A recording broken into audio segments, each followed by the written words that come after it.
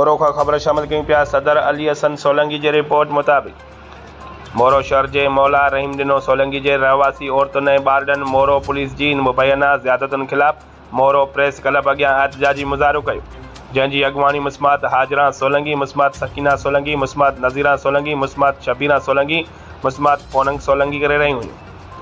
हुननि एहतजाज कंदे चयो त हाजन सोलंकीअ खे फराज़ मंगीअ जे क़तल केस में नाहक फासाए असां ग़रीब माण्हुनि सां ज़ुल्म ऐं ज़्यादती कई वई आहे।